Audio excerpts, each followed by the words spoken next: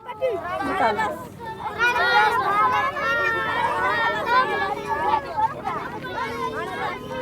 ये है हाईवे पर और यहाँ जो है वो रोड एक्सीडेंट मामूल का है। अभी परसों मेरे सामने एक्सीडेंट हुआ है। बच्चे दौड़ते हैं या सड़क पार करते हैं तो उससे जो है वो एक्सीडेंट बहुत ज़्यादा होते हैं। मैं नियरली अबाउट 30 इयर्स हो गए मैं इसी तरह जो है रिमोट एरिया में कराची के रिमोट एरिया में स्कूल बनाती हूँ, चलाती हूँ। तो वो एक चैरिटी का जज्बा तो हमेशा से रहा है। और जब ये बच्चे आए तो हमने ये देखा कि सारी चीज़ें तो हम इनकी ज़ाया हो चुकी हैं। ठीक है, इनका माल व असबाब, मवेशी, इनके घर बार, इनकी सारी चीज़ें ख़त्म हो गई, लेकिन इनके पास जो कीमती चीज़ है वो ये बच्चे हैं।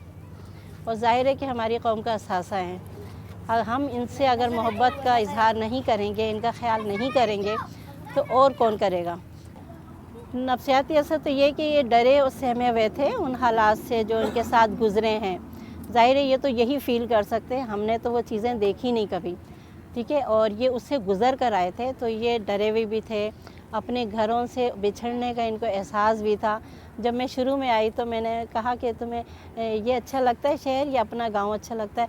तो उन्होंने कहा नहीं, हमें अपना गांव अच्छा लगता है। मैंने कहा क्या करते थे?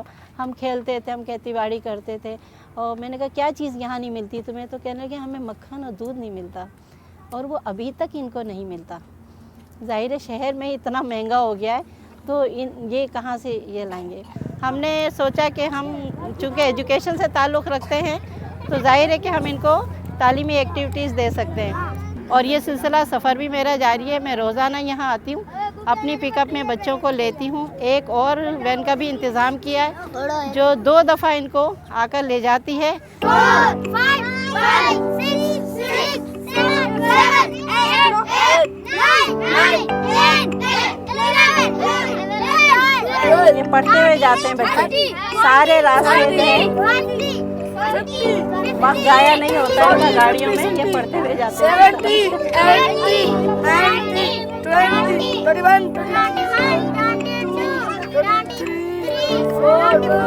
अब इनके पास यूनिफॉर्म भी हैं, ये अब साफ़ सुथरे और यूनिफॉर्म में आते हैं।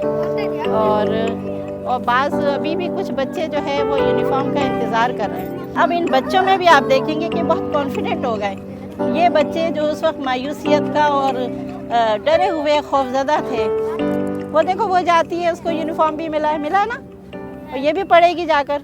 तुम इससे काम करवाती हो, इतने बड़ा जो है ना वो बर्तन वो पानी का भर कर लाती है, तो इसे काम नहीं करा, इसे अभी स्कूल भेजो। नहीं, स्कूल नहीं भेजोगी? क्यों नहीं भेजोगी? कम कार कर लो। अरे कम कार्य तो वो 2-3 घंटे में वापस आ जाएगी, फिर तुम्हारा काम भी करेगी, पढ़ेगी भी। पढ़ाना तो अच्छी बात है ना, ये पढ़ लेगी, पढ़ लिख लेगी तो ये तुम्हें दवाइयों के नाम बताएगी, चीज़ों के नाम बताएगी। रास्ते में बस में जाती हो, बस का नंबर बताएगी। पढ़ाई तो काम आती है ना। हिंदी नहीं तो उर्दू भी नहीं तो उर्दू सीख लेगी, जब ये स्कूल आएगी तो उर्दू भी सीख लेगी। अभी ये तो आ रहे हैं ना, स्कूल आ रहा है, इसको भी भेजो। और इनका हमने ये देखा कि चूँकि यहाँ पानी नहीं था तो इनके हाइजीनिक प्रॉब्लम बहुत ज़्यादा थी, स्किन डिजीज़ थी इनके। और आप उसमें मायना किया तो पता चला बहुत सारे बच्चे जो है स्किन डिजीज़ का शिकार हैं, और वो यही वजह थी कि वो सेहत और सफाई का मसला था।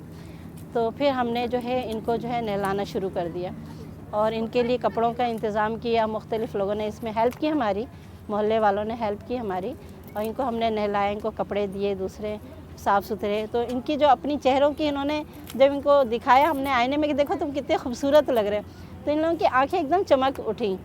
और फिर अब चूँकि ये यूनिफॉर्म में तो अब सब बच्चे एक हैं, कोई ये नहीं कहता ये सैलाब ज़दगान, कोई डिफरेंस नहीं कर सकता। मैं एजुकेशन में 1980s में आई थी और मुझे मतलब बचपन से एक मेरा ख्वाब होता था, जिसे बच्चे ख्वाब देखते हैं, मैं बैठी ख्वाब देखती थी कि एक मेरा बड़ा सा स्कूल होगा, उसको मैं चला रही होंगी, उसको मैंने ख़ुद बनाया होगा। तो जब मैंने अपनी एजुकेशन ख़त्म की तो मैं कंस्ट्रक्शन कंपनी में आई और उसके बाद 1-2 साल के बाद मैंने अपनी कंस्ट्रक्शन छोटी मोटी शुरू कर दी। और पहला जो मैंने अपना किया वो मैंने अपना स्कूल बनाया। तो ये जो है बस यही ख्याल था कि भाई जो भी मैं रिमोट एरिया के लिए काम कर सकूं उस वक्त यंग थी मैं, ज़ाहिर है मेरी अनमेरिड थी। उसके बाद मैंने शादी की।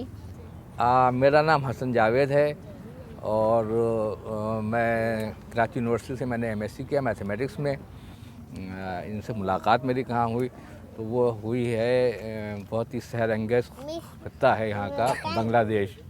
तो वहाँ पर जो है मैं किसी काम से गया हुआ था और ये वहाँ पे अपने काम से, तो वहाँ मेरी मुलाकात हो गई। बुनियादी तौर पे ये था कि मैं, ज़ाहिर है कि मैं भी इस तलाश में था कि कोई ऐसी खातून मिलें जो अपाहिज ना हों, जिनको मुझे जो है वो प्रोटेक्ट करना पड़े, बल्कि वो अपने ख़ुद तो चीज़ों को देंगे। तो मैंने देखा कि ख़ासी एक्टिव ये हैं और जो हम लोगों के अपने जो मतलब अंडरस्टैंडिंग भी डेवलप हुई उसी में। एडवेंचर को तो मैं पसंद करता था, लेकिन मैं थोड़ा सा कम हिम्मत था, मैं इसका एतराफ़ करता हूँ। और मुझे एक ऐसे साथी की ज़रूरत थी जो जिसके अंदर हिम्मत हो वो एडवेंचर कर ले।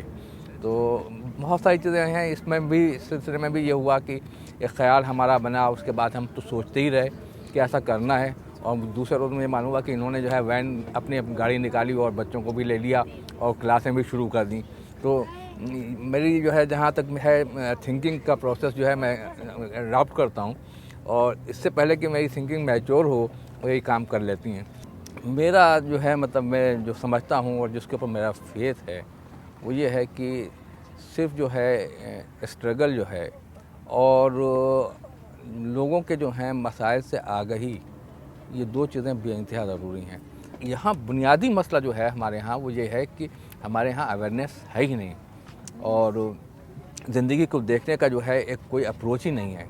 लेकिन बात यह है कि वही है कि अब जो हम देख रहे हैं, जो तकलीफ़देह बात है वो वही है कि ज़िंदगी क्या किसी मुफलिस क़बा है जिसमें हर घड़ी दर्द के पैमान लगे जाते हैं। तो ये दर्द के पैमान अगर ख़त्म हो जाएं तो ज़िंदगी बहुत ही खूबसूरत है, और ज़िंदगी है खूबसूरत।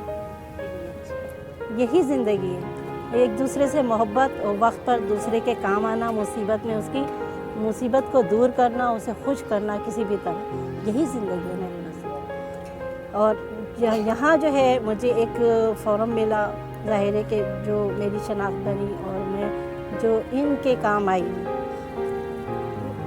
जो बहुत सारे लोग हैं इनके चेहरों पर जो मैंने खुशी देखी, इनको जो मैं लेकर गई, इनको मैंने साफ़ सुथरा किया, इनको जो क्लासों में गया, आप उस खुशी का अंदाज़ा नहीं कर सकते।